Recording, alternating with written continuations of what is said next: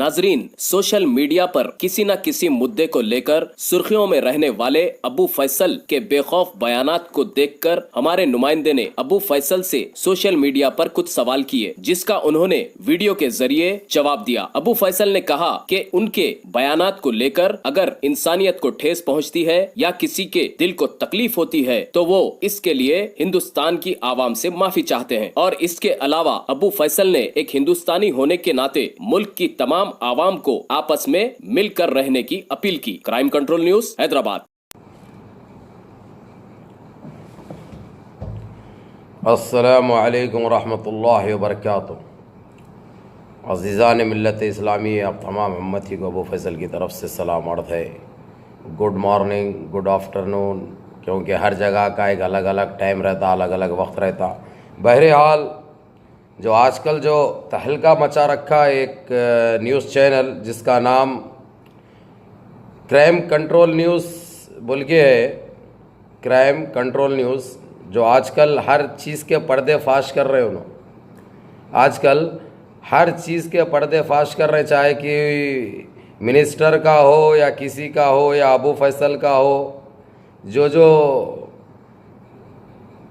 बड़े हस्तियां हैं उनके पीछे पड़े हुए हैं इन्हों, जिसका नाम मैंने अभी बताया ना, क्राइम कंट्रोल न्यूज़।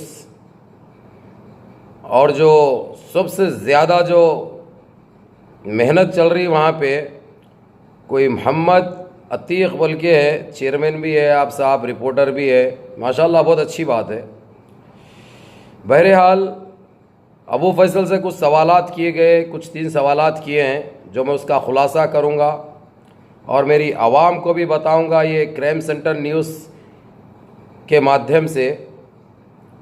जो आजकल जो चल रहा है उस ताल्लुक़ से मैं बताऊँगा। सबसे पहला सवाल किए थे मेरे से, आप सोशल मीडिया पे इस तरह आते हैं, बहुत अच्छी बात है, हर एक को हक़ है, बिल्कुल बेशक हक़ है, मैं सहमत हूँ आपकी बात से।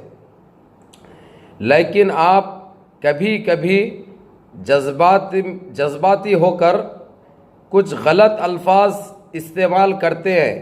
कभी आपने सोचा कि आपके इस तरह के अल्फाजों से किसी के दिल को ठेस पहुंच सकती है? बेशक मेरे भाई, हमारे मोहम्मद अतीक साहब, आपका सवाल बचा है और मेरे को अच्छा भी लगा, मैं बराबर आपको जवाब दूंगा। सबसे पहली बात तो साहब, बेशक बाज़ वक्त मैं जज्बाती हो जाता हूँ, लेकिन मेरी अपनी कौम के लिए, हमारे हिंदुस्तानियों के लिए, मेरी हिंदुस्तानी माँ और बहनों के लिए जिस तरीक़े से जो साजिशें रची जाती है या गंदा एक घिनौना खेल खेला जाता है तो मेरे को बर्दाश्त नहीं होती। हाँ, ये बात बिल्कुल वाजिब है, आपने कहा कि मैं बास टाइम पे जज्बाती हो जाता हूँ। जी हाँ, मैं जज्बाती हो जाता हूँ, लेकिन अगरचे मेरी वैसी कोई तकरीर से या मेरी कुछ स्पीच से किसी के दिल को ठेस पहुँचती है, मैं बजा माफ़ी चाहता हूँ, क्योंकि मैं सबसे पहले मैं एक हिंदुस्तानी हूँ, मेरे को एक हिंदुस्तानी होने पे फ़ख्र है, एक फ़ख्र महसूस करता हूँ और मैं एक अजीम देश का वासी हूँ। अल्हम्दुलिल्लाह मेरे देश की मैं इज़्ज़त करता हूँ, चाहता हूँ मेरे देश को। और मेरे हिंदुस्तानी चाहे कौन सी भी कम्युनिटी के रहो, कोई मज़हब से मेरे को कुछ नहीं है। इख्तलाफात सिस्टम के ख़िलाफ़ है, जो रात दिन जो इस्लाम को जो टारगेट किया जाता है या मुसलमानों को टारगेट किया जाता है, इस्लाम के ख़िलाफ़ गंदे जहरीली अफशानी अल्फाज इस्तेमाल किए जाते हैं, तो उसके लिए मेरे को बर्दाश्त के बाहर हो जाता है। वैसा कुछ में गलत मेरे से निकलता है तो मैं बजा माज़रत चाहने में पीछे नहीं हटता मैं।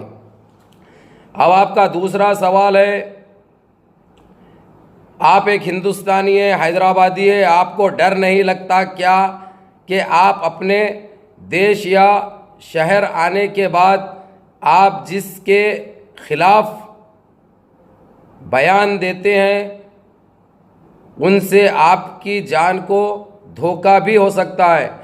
मेरे भाई, कभी भी एक मुसलमान, एक उम्मती ये चीज़ के लिए नहीं सोचना। अल्लाह सुब्हाना ताला अगरचे मेरे को किसी के हाथ से ही मरना लिखा है, जो हालात में मरना लिखा है, जो हालात में मरना लिखा है, ना आप बचा सकते ना मैं अपने आप बच सकता, क्योंकि वो पाके परवरदिगार लिख देता है अपने को जिस तरीके और जिस अंदाज में मौत है लिखी हुई वही उसमें होगी और वही तरीके से होगी। ना आप बदल सकते, ना हम बदल सकते, ना कोई और बदल सकता। तो इसीलिए मेरे को ये चीज़ का बिल्कुल ना डर है ना खौफ है।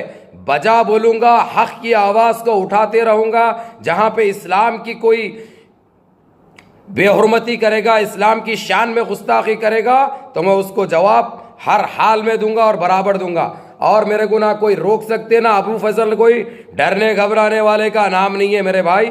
आज से नहीं, मैं 11 साल से ये सोशल मीडिया पे करते हुए आ रहा हूँ, तो इसीलिए मैं ये चीज़ से डरता नहीं। हाँ, एक सच्चा हिंदुस्तानी है, जितना फ़ख्र मैं महसूस करता हूँ एक मोमिन, एक मुसलमान होने पर, उतना फ़ख्र एक हिंदुस्तानी होने पर महसूस करता हूँ मैं। तीसरा सवाल था हमारे मोहम्मद अतीक भाई का।